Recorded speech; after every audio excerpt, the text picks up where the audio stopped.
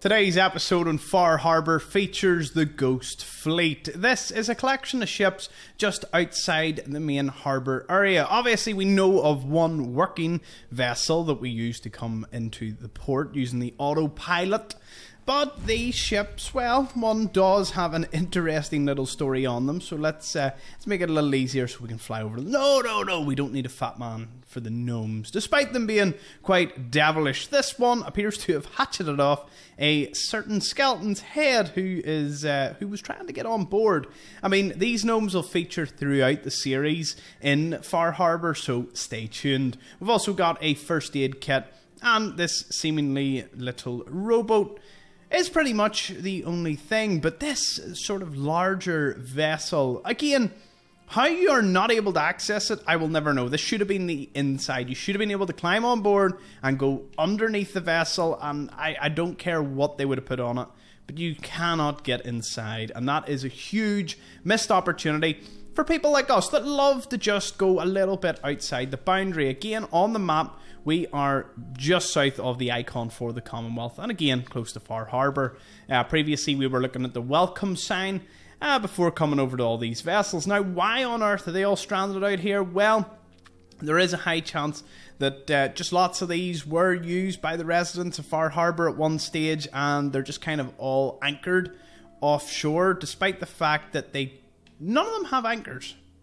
I can remove the water. I can show you that they aren't anchored, which I find a very strange thing. Like, surely these all should have been anchored to give the impression they're not being used and they've just kind of been abandoned here. Also, I love that there's like a house, but a modern house. Like, look at it. It's 100%. Like, that's something you find in the Commonwealth. Not, you don't see too many buildings like the House of Tomorrow here, unless it was maybe a rich, eccentric millionaire that was bringing it out on a barge. But again, if that house was sitting on a barge, it would have been a cool feat to look at it and go, so someone was clearly transporting it over to one of the nearby islands like Longfellows or further on up the harbour. But instead, we've just got that sitting there.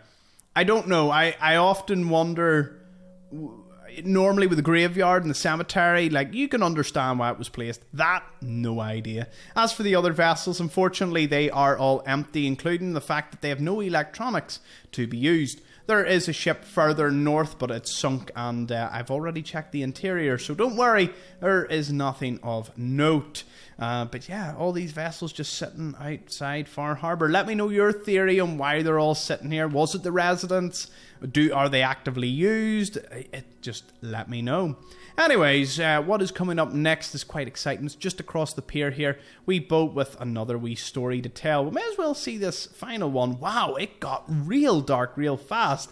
I've got my torch on so you can kind of see two more rowboats over here. This one has wee fishing rod. Any fun stories going on? Nope, just some fishing.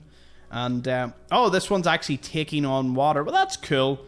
It would have been cool if there was like a wee hole in the side of it, but then again, I suppose it wouldn't last that long. It would sink pretty fast.